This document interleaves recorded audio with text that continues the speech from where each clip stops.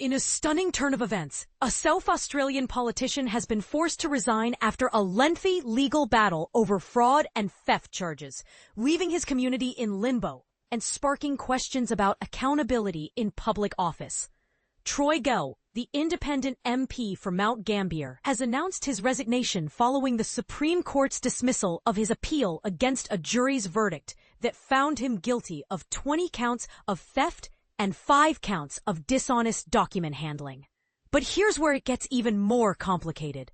Bell insists he still has options for further appeals, though he acknowledges his time representing Mount Gambier is over for now. The saga began in September last year, when after a 3-month trial, a jury delivered a damning verdict against Bell. Prosecutors argued that between 2009 and 2013, while employed at the Department for Education, Bell misused his position to siphon over $430,000 from nonprofit educational organizations. These funds, intended to help vulnerable and disengaged high school students, were allegedly redirected to finance home renovations and pay off personal credit card debts. Bell's defense team, however, dismissed the prosecution's case as a mad rabble riddled with inconsistencies. A claim that adds a layer of controversy to the case. Is this a clear-cut case of corruption? Or is there more to the story than meets the eye? And this is the part most people miss. Bell's alleged offenses ended in 2013 when he left his education role to pursue a political career.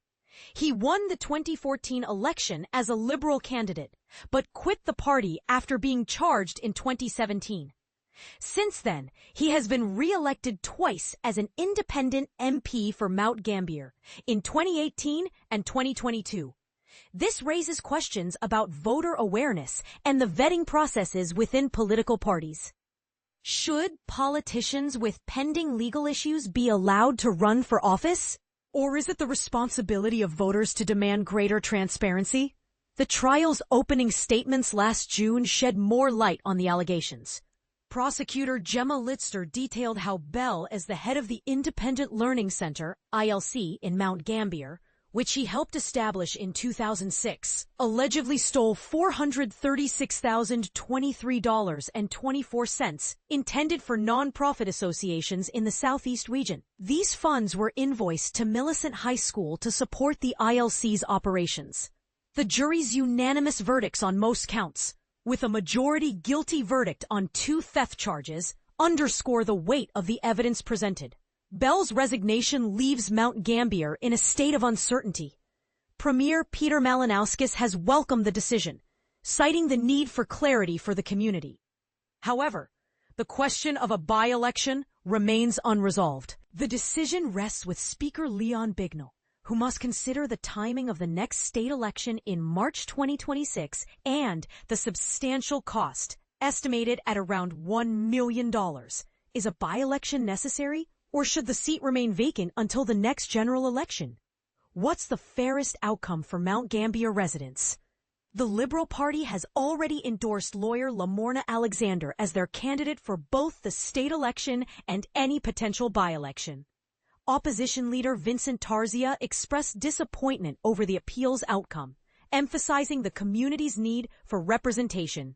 "We hope she can regain the trust of the people in Mount Gambier," he said of Alexander. But this raises another contentious issue. Can a new candidate truly restore faith in a community shaken by such a high-profile scandal? Or is this an opportunity for Mount Gambier to redefine its political landscape? As Bell steps down, he reflects on a 9-year chapter that is now closed, expressing disappointment but respect for the court's decision.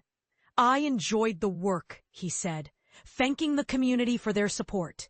Yet the broader implications of this case linger. How can we ensure public servants and politicians are held to the highest standards of integrity? And what role should the public play in demanding accountability? This story isn't just about one politician's downfall. It's a call to examine the systems that allowed this to happen and to ask ourselves, what needs to change? Let us know your thoughts in the comments below.